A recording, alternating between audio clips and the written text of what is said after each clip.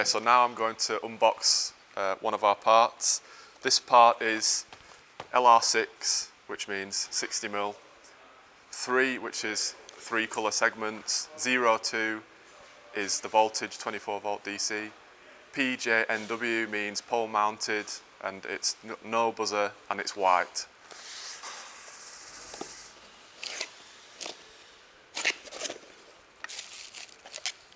So when we open the box, you can see in the bottom you've got the screws for mounting the bottom bracket. Pull the signal tower out. As we said with the part number, it's pole mounted with a circular bottom bracket, and it's white, and it's 60mm.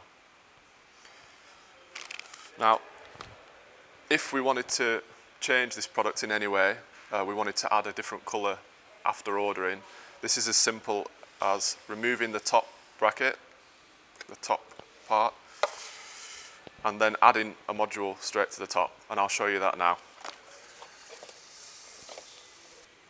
So here we have LR6 60mm to match the 60mm tower, E, which means emitter, and B, which is blue. Open the box, see the module, get it out of the bag, and then we line up the lines and fix it on, and same for the top. It's as simple as